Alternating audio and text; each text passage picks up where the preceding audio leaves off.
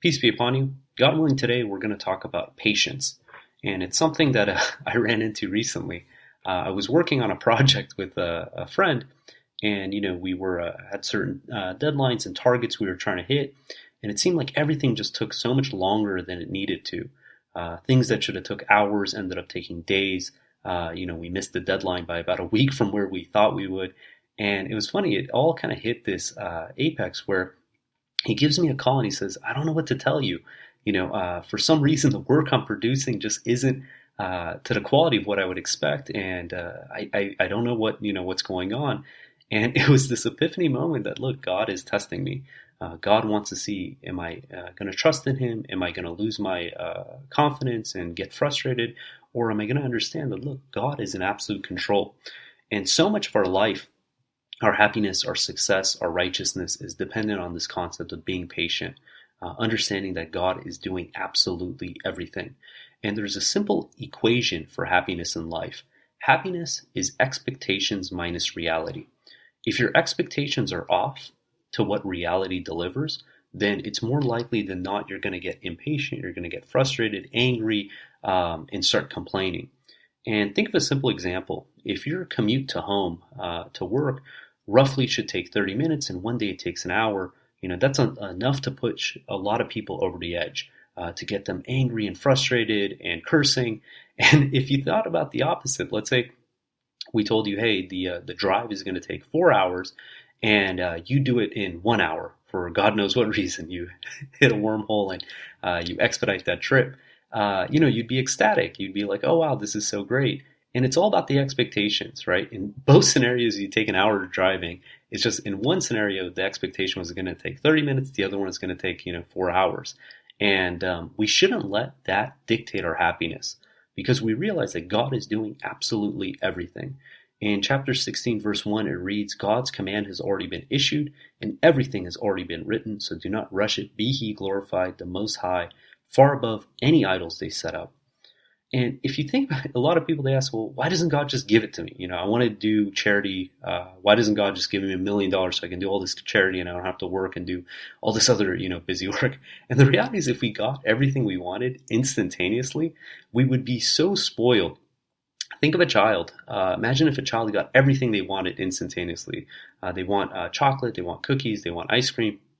They want to watch movies. They want to, be lazy, whatever. If they got that all the time without any kind of a delay gratification, they would be the most spoiled brat you can imagine.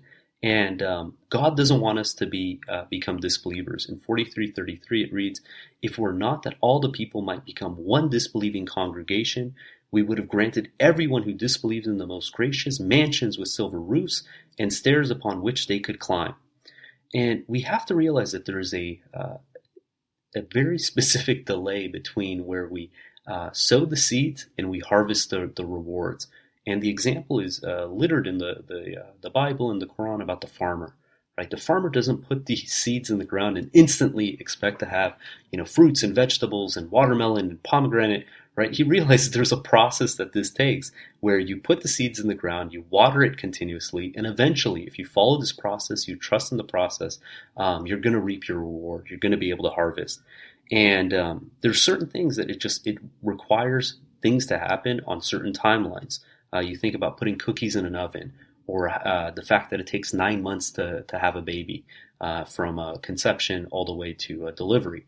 And these aren't things that you can expedite, you can speed up. And to get frustrated and upset is very short-sighted. In 17:11, it reads, "The human being often prays for something that may hurt him, thinking that he is praying for something good. The human being is impatient." And in 17:12, it continues, "We rendered the night and the day two signs. We made the night dark and the day lighted, that you may seek God's provisions from your Lord therein. This also establishes for you a timing system and a means of calculation. We thus explain everything in detail." And how awesome. God is saying, look, there's certain things you pray for, thinking it's good for you, when realistically it's not. And then he makes the example of the timing system of the earth and the moon and the rotations.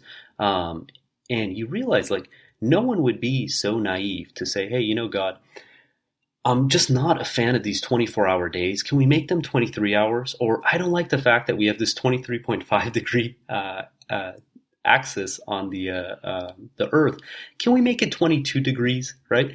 I mean, you'd realize that the second you ask for something like that, if God was to deliver it, literally the Earth, the Moon, we would all completely fly out of orbit. Everything that we know as far as for civilization, for sustainability, would be gone, wiped out because of such a small, nuanced request.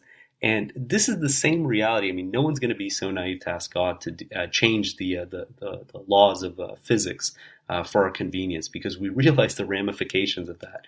But when it comes to things in our life where we think we can control, right? Why can't I make more money? Why can't I have that nice car? Why can't I have that amazing house? Or, these certain conditions. What we don't see is that, look, if we were to get that, it would be absolutely detrimental to ourselves in ways that we can't even imagine. And what happens a lot of time when you tell someone, hey, you got to be patient, they think that this is an excuse to be lazy. They say, okay, I'll be patient. I'll just sit on the couch and I'll do nothing. And this is exactly not what you're supposed to do. Patience is a strategy. And there's a difference between waiting and doing nothing, right? Waiting is deliberate. Doing nothing is lazy. In 16:125, it says how to spread God's message. You shall invite to the path of your Lord with wisdom and kind enlightenment, and debate with them in the best possible manner. Your Lord knows best who has strayed from his path, and he knows best who are the guided ones. And if you punish, you shall inflict an equivalent punishment. But if you resort to patience instead of revenge, it'd be better for the patient ones. You shall resort to patience, and your patience is attainable only with God's help. Do not grieve over them, and do not be annoyed by their schemes. God is with those who lead a righteous life and those who are charitable. So you see, like, God says, look, someone does you wrong, you're allowed to have an equitable response. But if you resort to patience, it's going to be best for you. And you see, patience is something that we have to call on. We have to deliberately pursue. It's not done out of laziness. And you see that, again, patience can be a strategy. In 42:39 it says, when gross injustice befalls them and they stand up for their rights, although the just requital for an injustice is an equivalent retribution, those who pardon and maintain righteousness are rewarded by God. He does not love the unjust. Certainly those who stand up for their rights when injustice befalls them are not committing any error. The wrong ones are those who treat the people unjustly and resort to aggression without provocation. These have incurred a painful retribution. Resorting to patience and forgiveness reflects a true strength of character. So you see that it's something God says, look, you're free to stand up for your rights, and you're not committing a sin in doing that. But if you choose to be patient, you choose to allow God to do justice, for God to be your advocate, it's better for you. But it requires restraint. It requires self-discipline. It requires patience. That's only obtainable from God. But again, it's a deliberate strategy. I was reading a book from the activist investor, who's actually about him, Carl Icahn. And his strategy is, when he would go to these negotiations, is he would have them late in the night. And prior to that, he would take a nap. He would eat a nice meal. So he was well ready. And when he starts a negotiation, to wear the other person down. And you see that patience is something that we can call on as a strategy. And I want to give a simple example that, while we're being patient, it's not that we're being complacent. When you go to a restaurant, the person who's bringing you the food, getting you water, providing you with your bill, has two names. One of them, it's a waiter, right? It's the waiter. The waiter is waiting on you to basically provide you with things. But they're also known as servers, right? These two names are interchangeable. That while you're waiting on someone, you're also serving that person. And this is a strategy we need to employ, is that during those times when we're supposed to be patient, where we're supposed to wait for God's timing, these are the times for us to serve, to do good for others. And we see an awesome example of this in 28:22. It says in Midian, so this in regards to Moses, it says, as he traveled towards Midian, he said, may my Lord guide me in the right path. When he reached Midian's water, he found a crowd of people watering, and noticed two women waiting on the side. He said, what is it that you need? They said, we are not able to water until the crowd disperses, and our father is an old man. He watered for them, then turned to the shade, saying, My Lord, whatever provision you send to me, I am in dire need for it. Soon one of the two women approached him shyly and said, My father invites you to pay you for your watering for us. When he met him, he told him his story. He said, Have no fear, you have been saved from the oppressive people.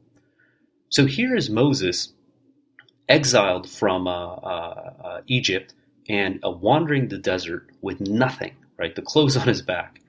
And what he does is during this time of patience, he sees someone else in need, two women, and he says, Hey, how can I serve you while I'm waiting? So he serves them. And then he goes to God and says, God, whatever you have to provide for me, I'm in dire need. And what does God reciprocate? God gives him his wife. He gives him shelter. He gives him food, gives him a job, eventually his family, prophethood, all this. Because during that time of patience, Moses wasn't being lazy. Moses wasn't being complacent. Moses was saying, okay, what can I do to grow from this situation? And an even better example of this is Joseph, right? Joseph was sold into slavery. He was sent to prison. And during these times, he was refining his skills, right? To the point that when he left, he could become the treasure of Egypt. He wasn't complacent when he was in the governors, and we see more examples of this in the Bible. And same thing in the prison. In the Bible, it says, people recognized his skills, the prison guards, and eventually he was running the prison. He was the one who was controlling the money and the food and basically the operations within that prison. So he wasn't sitting back and saying, okay, I'm going to do nothing and whatnot. And he was being very forthcoming. And what's awesome is that because of his patience, God exonerated him. In 1251, it says, The king said to the women, What do you know about the incident when you tried to seduce Joseph? They said, God forbid, we did not know of anything evil committed by him. The wife of the governor said, Now the truth has prevailed. I am the one who tried to seduce him, and he was the truthful one. So God exonerated Joseph. Joseph didn't have to do anything. God is the one who cleared his name. And I want to draw a parable to a real-life example of someone very similar to this situation, and that was Muhammad Ali, the boxer. So a little history. At the age of 18 in 1960, Muhammad Ali, he won the Summer Olympics in light heavyweight boxing. And he was only 18 at the time. And by the time he was 22, he had the heavyweight title that he took away from Sonny Liston. And from 64 to 66, Muhammad Ali started becoming a little more conscientious about how African Americans were being treated, and he converted to Islam and changed his name from Cassius Clay to Muhammad Ali. And in 1966, he basically refused to go to the Vietnam War. And this is a quote, I couldn't find exactly where, it's been attributed to him numerous times, but where he said it says, The draft is about white people sending black people to fight yellow people to protect the country they stole from red people. So he was very much against going to the Vietnam War. He thought that this wasn't his place. Why would he go there and basically kill some people that he has nothing to do with? And because of that, he was indicted. He had his heavyweight title stripped away from him. He was arrested and thrown into prison. And he pretty much lost everything, right? His way of creating money, his boxing, his title. And it was during his prime age. And he had to wait. For 3.5 years, he had to wait. And during that time, you had George Foreman. So at the time, Joe Frazier was the new heavyweight champion, and George Foreman was the up-and-comer. And in '68, George Foreman got the gold medal in boxing, and by the time he was fighting Joe Frazier, his title was 37-0, and Joe Frazier was 29-0, and George Foreman had 34 knockouts, and Frazier had 25. And people thought there's no way, George Foreman is going to be able to take down Joe Frazier. And literally in 2 rounds, George Foreman knocked Frazier down 6 times and won the fight.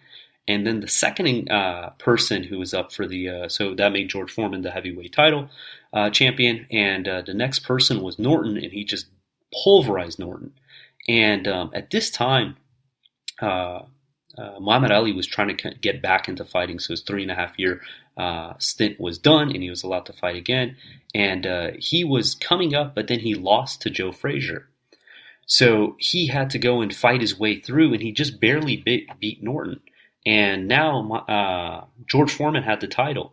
So he challenged Foreman to a fight, and people thought there's no way at that time. George Foreman was 25 years old, right at his what they considered his peak, and Muhammad Ali was 32 years old, where they said, look, he's a little beyond the ideal fighting age. And in 1974, they had the Rumble in the Jungle, which is considered the greatest sporting event of the 20th century. And people thought there's no way that Muhammad Ali, after all these years, is going to be able to regain his title, especially after losing to Frazier and barely beating Norton, who, both people, George Foreman just completely devastated. And for 4 rounds, Muhammad Ali was just taking a beating, but he was taking it very strategically. He was letting George Foreman just gas out, punch as hard as he could and not be able to make ideal contact. And at the 4th round, Ali's asking Foreman, says, hey, is that all you got? Is that all you got? And Foreman says, yes, that's all I got. And he gasses out. And the next 4 rounds, Ali just continuously, strategically is taking him down to the point that in the 8th round, he knocks out Foreman. And this was completely, non-seen. So now, basically, he has his title back. He was exonerated for the draft dodging, and he's considered one of the greatest fighters of all time. And you see that it's this element of patience. Can you imagine 4 rounds of just getting pulverized and pulverized, but knowing that you're in it for the long run, right? You're in it for the long game because you realize those last 4 rounds, those are going to be your rounds. And in 10:109 it says, "Follow what is revealed to you and be patient until God issues His judgment. He is the best judge." 21:37, "The human being is impatient by nature. I will inevitably show you my signs. Do not be in such a hurry." So why is it that we know this, right? We know God is running everything. God is in complete control. Why is it that we keep forgetting?